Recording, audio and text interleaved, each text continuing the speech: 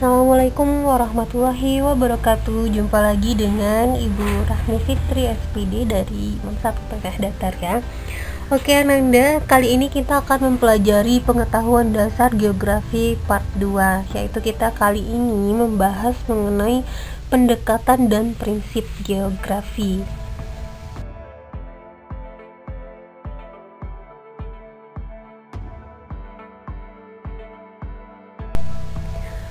Oke, kita masuk pada pendekatan geografi ya terlebih dahulu. Nah, pendekatan geografi itu dapat diartikan sebagai suatu metode, cara pandang atau analisis untuk memahami berbagai gejala dan fenomena geosfer, khususnya interaksi antara manusia terhadap lingkungannya.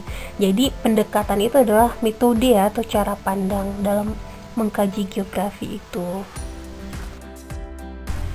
Nah, Ananda, pendekatan geografi ini secara umum itu terbagi atas 3 ya, yaitu pendekatan spasial atau keruangan, kemudian pendekatan ke lingkungan atau ekologi, dan pendekatan kompleks wilayah. Nah, kita masuk pada pendekatan spasial atau keruangan. Nah, ruang adalah seluruh permukaan bumi yang merupakan tempat hidup tumbuhan, hewan, dan manusia. Dan pendekatan keruangan itu menganalisis gejala atau fenomena geografis berdasarkan penyebarannya dalam ruang. Dalam pendekatan spasial ini, Ananda, kita itu menganalisisnya masalah itu menggunakan pertanyaan 5W1H ya. Nah, ini contohnya ya Nanda, kita ambil dari analisis gempa bumi dan tsunami yang terjadi pada tahun 2018 di Sulawesi dengan mengajukan pertanyaan-pertanyaan berikut ini. Yang pertama, apa fenomena alam yang terjadi? Gempa bumi dan tsunami, jawabannya. Kemudian, kapan terjadinya? Itu pada tanggal 28 September 2018 pukul 18.02 WITA. Kemudian ada pertanyaan, di mana terjadi gempa bumi tersebut? Pantai barat Pulau Sulawesi, Indonesia bagian utara. Mengapa terjadi peristiwa itu? Peristiwa tersebut terjadi akibat aktivitas di zona sesar Palu Koro. Kemudian pertanyaan, siapa atau apa yang menyebabkannya? Yaitu adanya aktivitas sesar Palu Koro yang dibangkitkan oleh deformasi dengan mekanisme pergerakan dari struktur sesar mendatar mengiri.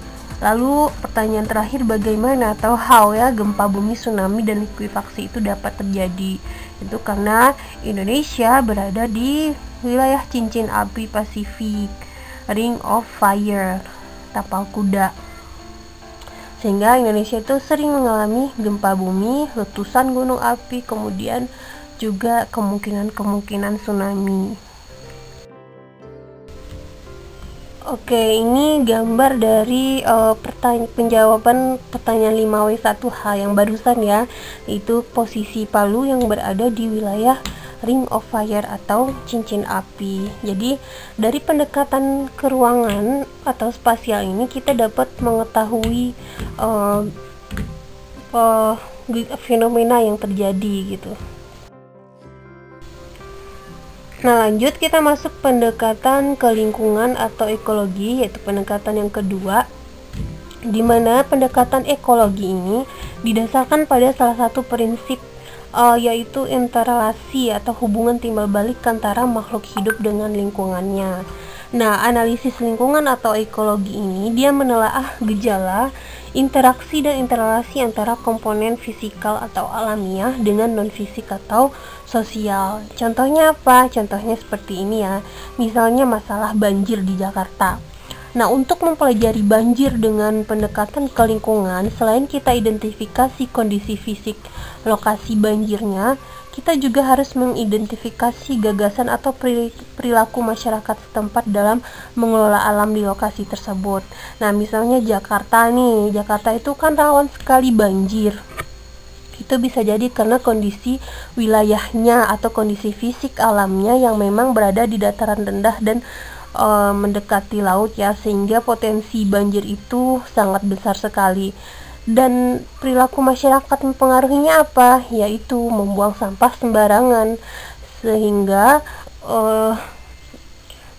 menyebabkan banjir karena sungai yang meluap akibat dari sampah tadi, atau karena adanya penggunaan air tanah yang sangat banyak sehingga menyebabkan masyarakat banyak yang gali sumur misalnya ya, atau menggunakan air tanah di bawah Jakarta sehingga menyebabkan tanah Jakarta itu turun, bahkan sekarang berada di bawah permukaan laut ya, dan menyebabkan banjir juga. Jadi banyak sekali faktor hubungan antara fisik alami dan kegiatan manusia yang pengaruhi banjir Jakarta.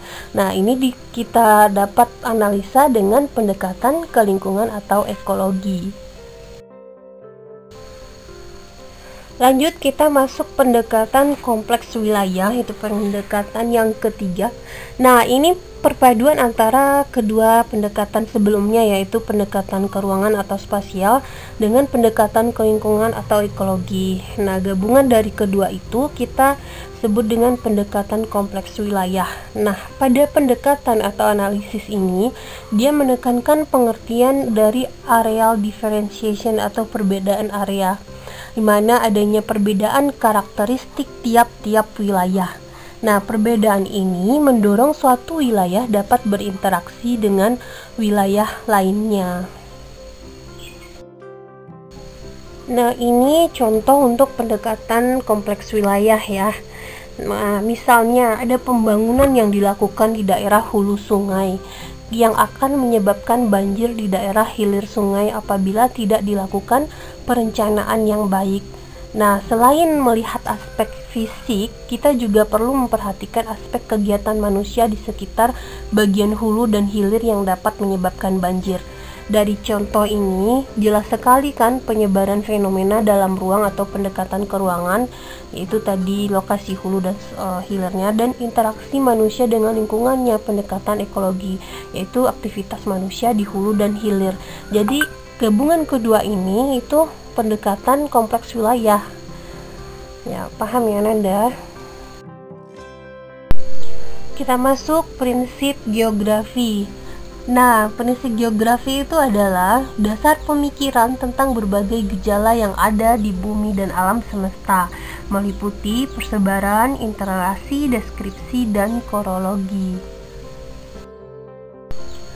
Nah, prinsip geografi ini ada 4 ya dalam geografi, yaitu ada prinsip persebaran atau distribusi, kemudian ada prinsip interelasi atau keterkaitan, dan prinsip deskripsi serta prinsip korologi.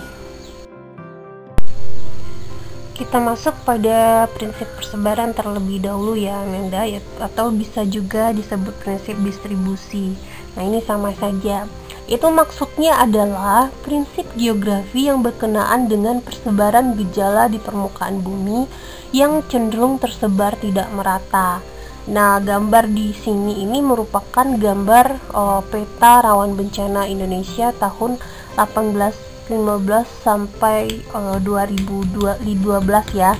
Nah, ini maksudnya peta rawan gempa ini. Nah, dari warnanya saja kita dapat mengetahui persebarannya berbeda ya, dimana yang warna merah itu persebaran rawan bencananya lebih tinggi daripada yang warna kuning dan hijau. Jadi setiap wilayah di Indonesia itu tidak merata tersebar gejala rawan bencananya. Jadi kita memakai telaah ini dengan menggunakan prinsip persebaran. Bisa juga dipakai untuk misalnya di seluruh Indonesia itu pasti akan berbeda persebaran flora dan faunanya, atau berbeda budaya Indonesia gitu. Lanjut, prinsip interelasi atau keterkaitan ya, adalah prinsip geografi yang berkenaan dengan hubungan timbal balik atau interelasi antara gejala yang satu dengan gejala yang lainnya. Nah, interelasi atau hubungan timbal balik ini dapat terjadi antara misalnya alam dengan alam ataupun alam dengan manusia. Nah, bisa antara keduanya ya.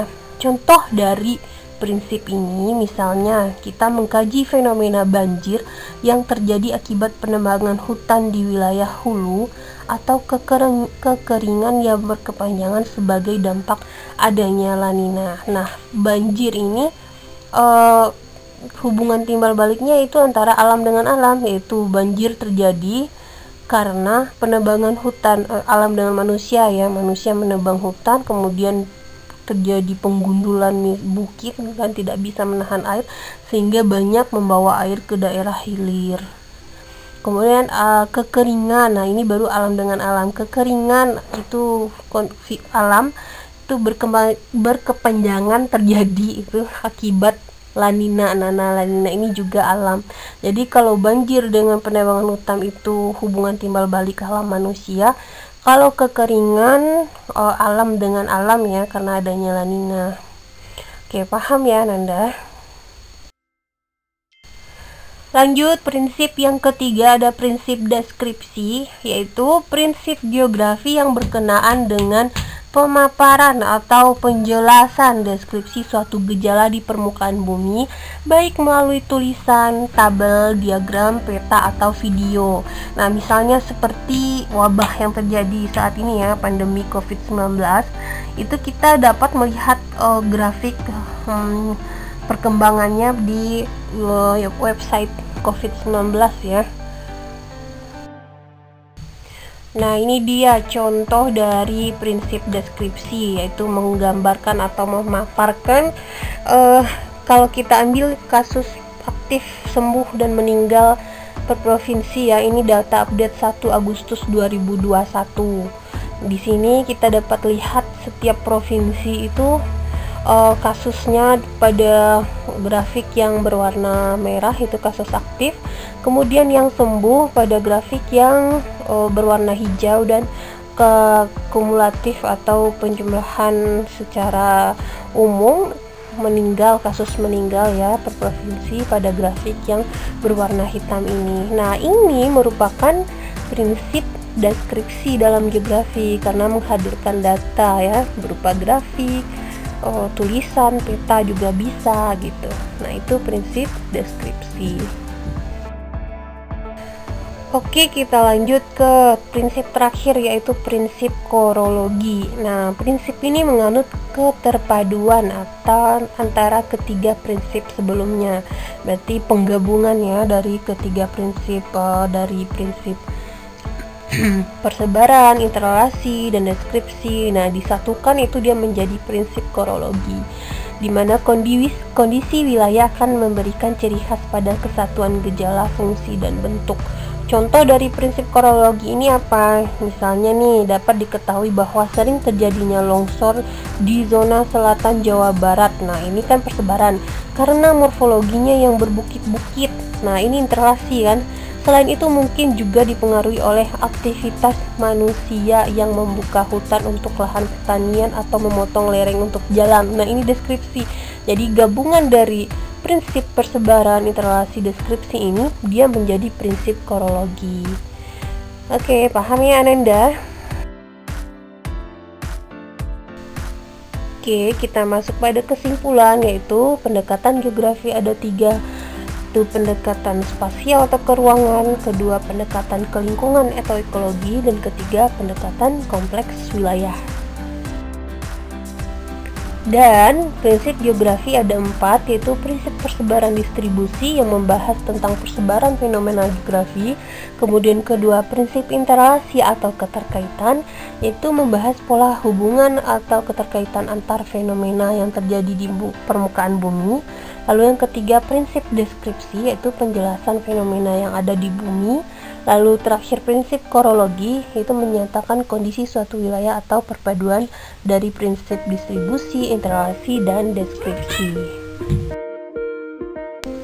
Nah, itulah pembelajaran kita hari ini mengenai pendekatan dan prinsip geografi. Terakhir ada kata motivasi belajar nih dari Abigail Adams. Katanya pembelajaran tidak didapat dengan kebetulan. Ia harus dicari dengan semangat dan disimak dengan tekun. Jadi silahkan ya Nanda simak baik-baik. Jika ada pertanyaan silahkan berkomentar di kolom komentar. Dan jangan lupa like, subscribe, dan share video ini kepada teman-temannya agar bermanfaatnya lebih banyak lagi. Terima kasih atas perhatiannya. Assalamualaikum warahmatullahi wabarakatuh.